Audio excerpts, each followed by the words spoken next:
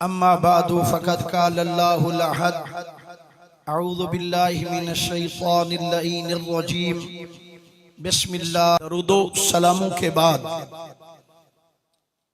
بار کے صدر میرے محترم میرے محتشم قبلہ دیوان عبدالرشید بخاری صاحب اور زیب مجلس صدارت جن کی ہے مہمان خصوصی محترم جناب چودھری سعود مجید صاحب اور معزز و مکرم حضرات، اللہ تبارک و تعالی نے اپنے محبوب صلی اللہ علیہ وآلہ وسلم کو اس دنیا میں مبعوث فرمایا.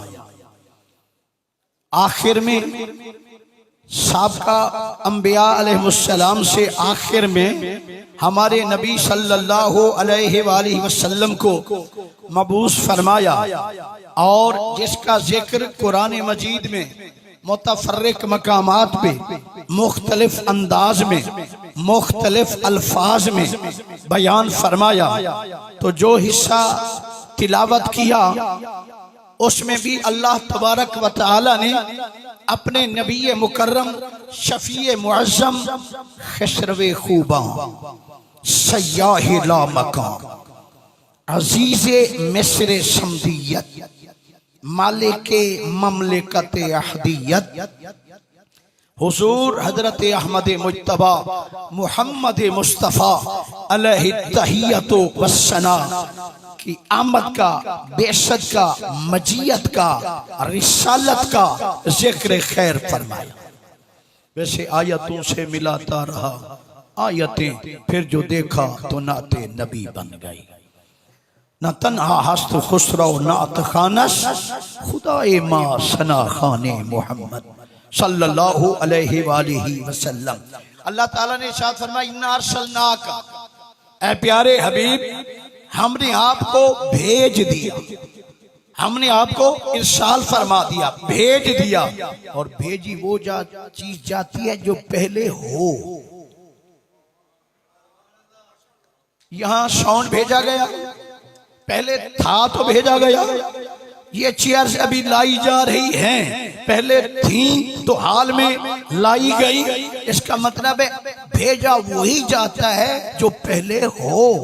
تو اللہ نے ارشاد فرمایا انا ارسلناک، تھا تو پہلے، آخر میں ان دی لاسٹ ہم نے آپ کو بھیج دیا.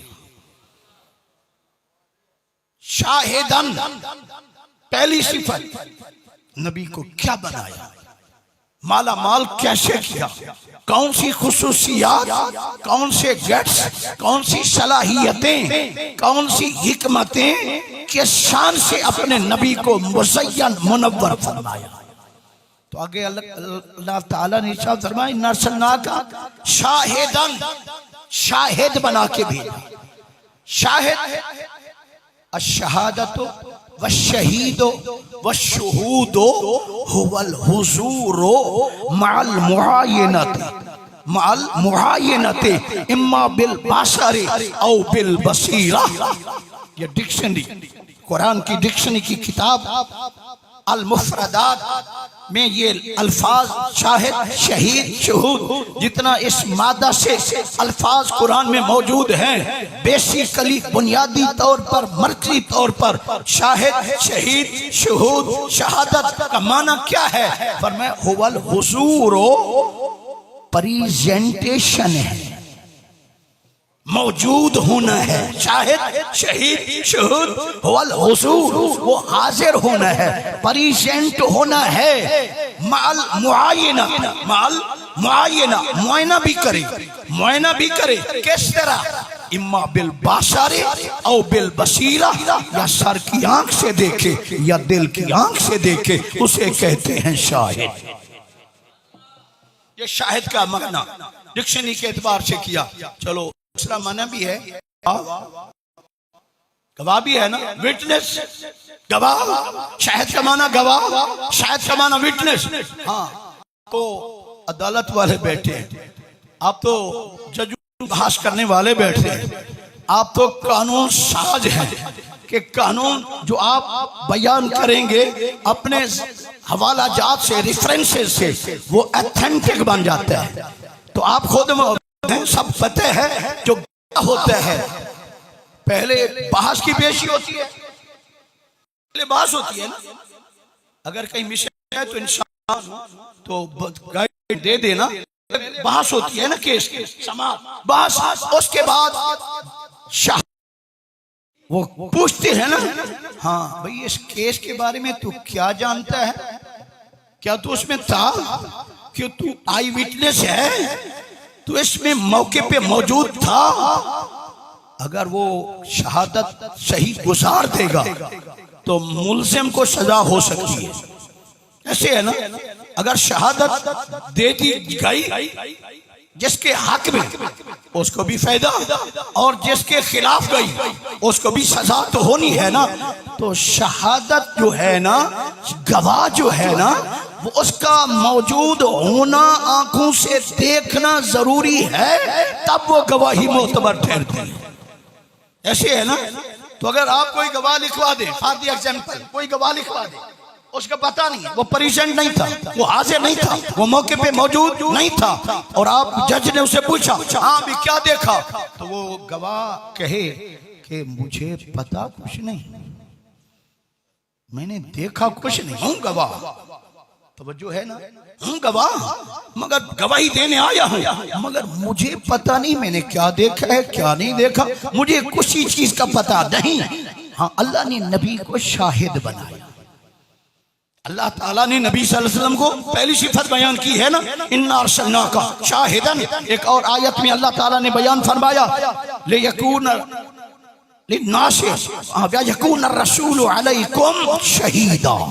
اللہ فرماتا ہے میں نے نبی کو کیوں بھیجا، یہ گواہ ہے. کس کا گواہ ہے؟ فرمایا علیکم، تم سب کا، پوری امت کا، اپنے دور نبوت رسالت سے لے کر قیامت تک کا یہ گواہ ہے. قرآن یکون الرسول علیکم شہیدہ، یہ میرا رسول قیامت تک کا گواہ ہے. اب جب قیامت کے دن فیصل، حاکم، جج اعلیٰ، رب پروردگار فیصلہ فرمائے گا تو پھر گواہ کو طلب کرے گا. گواہ کو طلب کرے گا نا کہ محبوب میں نے تمہیں گواہ بنایا تھا نا، اب تو بتا اس کے بارے میں تو کیا جانتا ہے. اگر حضور نہیں جانتے، اگر حضور نہیں تھے تو اللہ نے گواہ کیوں بنایا؟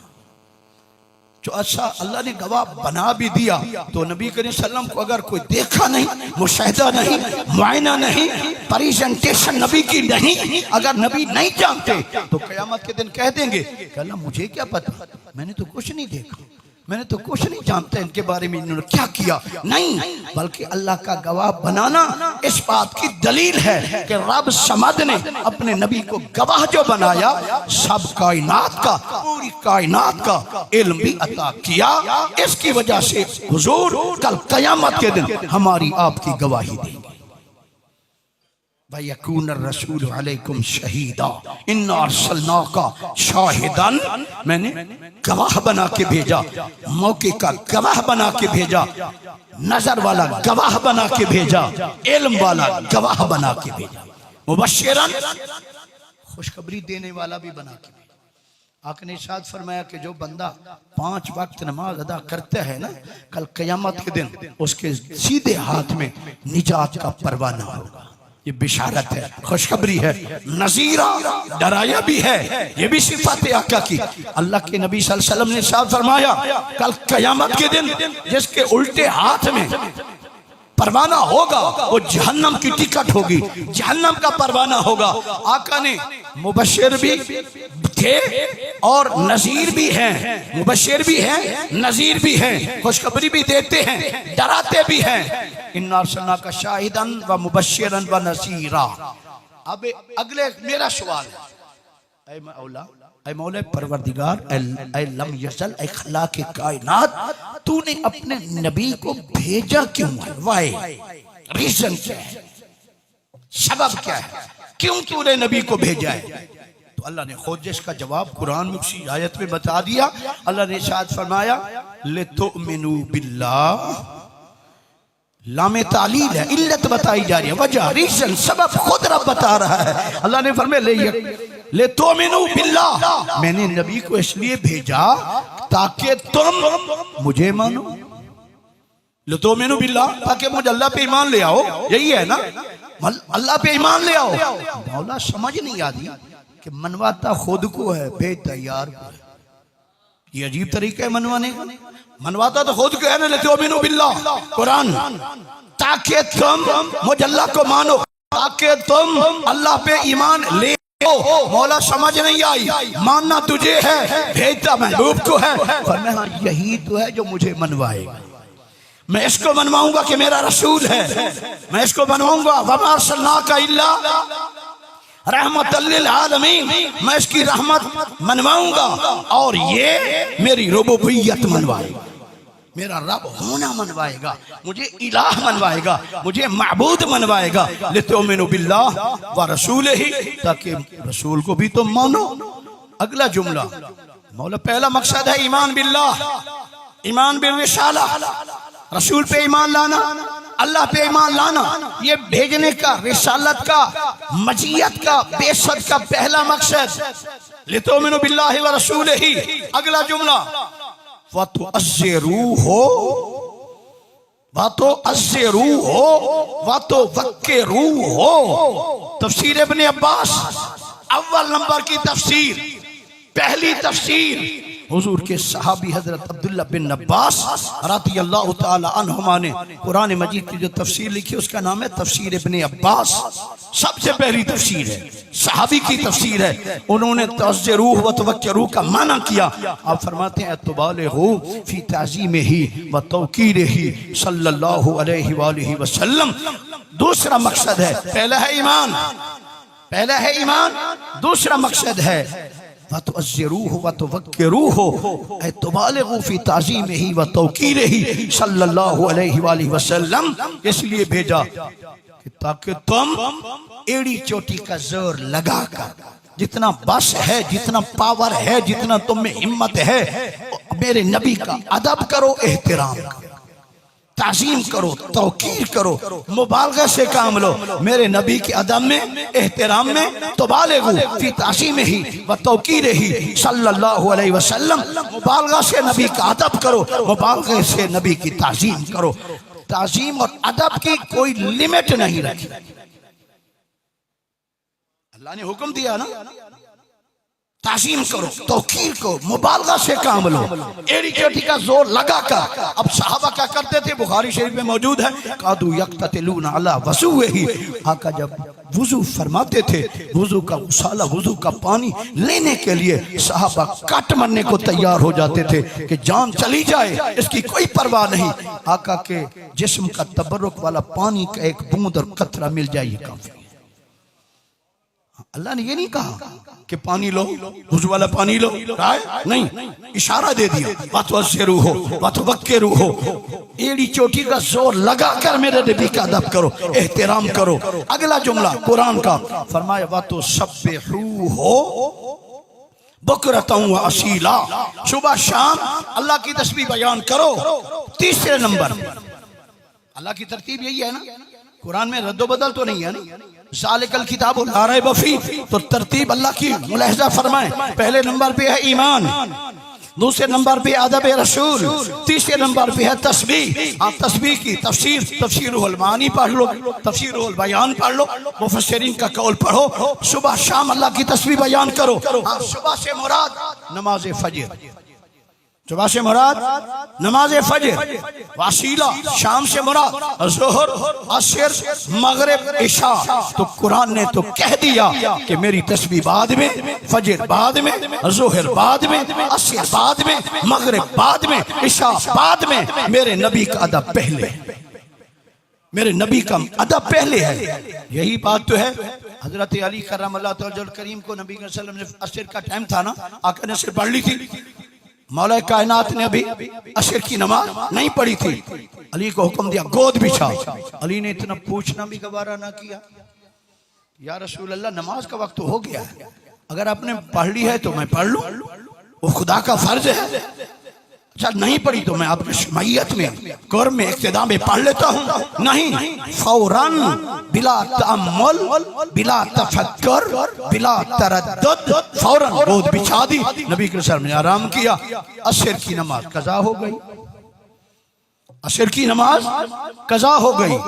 جب عصر کی نماز قضا ہو گئی تو علی کی آنکھ، عادی تو تھا نا نماز کا، کہ معاذ اللہ بے نماز تو نہیں تھا نا مولا کائنات، مولا علی بے نماز تو نہیں تھے نا، چاہے ادب رسول پہ نماز قضا کر دی مگر پھر بھی آنکھ میں آنسو جاری ہو گئے۔ اگر وہ بھی قضا نہ ہوتی تو تھا تو بہتر کہ نماز بھی ہو جاتی، ادب بھی ہو جاتا۔ تو پھر جب روئے، رخ والضحیٰ پہ، رخ والضحیٰ پہ شبنم کے قطرے گرے، رخ والضحیٰ گلاب کے پھول کی طرح جو رخ والضحیٰ تھا، جس رخ کی رب قسمیں اٹھاتا ہے اسی رخ پہ آنسو ہیں مولا کائنات کے۔ تو آقا نے آنکھ کھول کے دیکھا، پوچھا ما یبکی کا یا علی، اے علی کیوں روتا ہے، رونے کی وجہ بتا، کیوں رو رہا ہے؟ مولا کائنات نے عرض کی یا رسول اللہ جو کچھ کیا ٹھیک کیا، اللہ کا فرض آپ کے ادب پہ قربان کر دیا، کام یہی ٹھیک ہے، ہاں اگر وہ قضا نہ ہوتی تو اور زیادہ ٹھیک تھا۔ تو اللہ تبارک و تعالیٰ کی بارگاہ میں نبی کریم صلی اللہ علیہ وسلم نے عرض کی اللہم اے اللہ ان علی، بے شک میرا علی، ویر علی، مولا علی، کانا فی طاعت کا، یہ تیری اطاعت میں تو تھا، نماز اگر قضا ہو گئی تو کوئی اور کام تو نہیں کر رہا تھا نا، ان علی کانا فی طاعت کا، یہ تیری اطاعت میں تھا، یہ تیری فرما برداری میں تھا، یہ تیری عبادت میں تھا۔ تو اللہ نے فرمایا کیا چاہتے ہو محبوب؟ عرض کی مولا عشق قربانی دے، حسن انعام نہ، وہ خدا کا فرض قربان کر کے بیٹھا ہے، میں ادا پڑھوانا چاہتا ہوں، قضا نہیں، ادا پڑھنا چاہتا ہے، علی کو ادا کرنی ہے نماز عصر۔ تو پھر سورج الٹے پاؤں پلٹے، سورج الٹے پاؤں پلٹے، چاند اشارے سے ہو چاک، اندھے منکر دیکھ لے طاقت رسول اللہ۔ یہ اکا کی انگلی کے اشارے کے پورے کا اشارہ ہے، پورا ہے نا، ان ملا پورا، پورے کا اشارہ، سورج کو 70,000 فرشتہ پشنگ یا پلنگ کوئی بھی لے لو، ٹھیک ہے نا، پشنگ کر رہا ہے یا پلنگ کر رہا ہے، کھینچ رہا ہے یا دھکیل رہا ہے، 70,000 فرشتے کی ڈیوٹی اللہ نے سن پہ سورج پہ لگائی ہے، اسے چلاتے رہو۔ جب آقا کی انگلی کا اشارہ پہنچا تو سورج الٹے پاؤں پلٹے، حالانکہ عصر کے بعد مغرب ہو گئی تھی، عصر کے بعد عصر مغرب ہو گئی تھی، مغرب کے بعد عشاء ہونی تھی، اللہ کی قسم اس دن مغرب کے بعد عشاء نہیں ہوئی، مغرب کے بعد دوبارہ عصر ہوئی، علی نے عصر کی نماز ادا پڑھی۔ تو یہ ہے پہلے ادب ہے پھر نماز ہے، ہاں ادب وہی کرے گا جس کے دامن میں ایمان ہوگا، ایمان کے بعد ادب رسول، تعظیم رسول، توقیر رسول، اس کے بعد نماز پڑھو گے تو پھر نماز کا بھی مزہ تو آئے گا نا، کہ اللہ کے محبوب کی اطاعت بھی ہو گئی اور پھر بندگی بھی ہو گئی۔ اللہ تبارک و تعالیٰ سے دعا، اللہ تبارک و تعالیٰ محبوب صلی اللہ علیہ وسلم کے میلاد کے صدقے میں، جس کے صدقے میں پوری کائنات کو پیدا فرمایا، کی کیتا رنے کہ یار واسطے رب محفلاں سجائیاں نے سرکار واسطے، لولا کلمہ خلقت الافلاق، محبوب تو نہ ہوتا میں آسمان کو پیدا نہ کرتا، لولا کلمہ خلقت الارضین، تو نہ ہوتا میں زمین کو پیدا نہ کرتا، لولا کلمہ خلقت الدنیا، تو نہ ہوتا میں کائنات دنیا کو کبھی پیدا نہ کرتا۔ آگے تو حد کر دی بے فرمایا لولا کا اظہرت الربوبیہ، تو نہ ہوتا میں اپنے رب ہونے کو بھی ظاہر نہ کرتا۔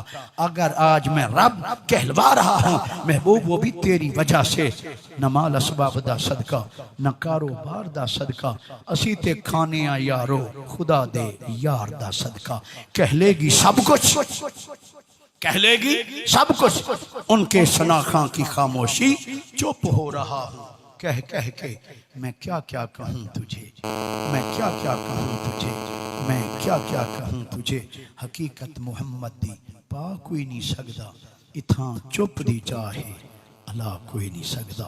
وآخر دعوایا ان الحمدللہ۔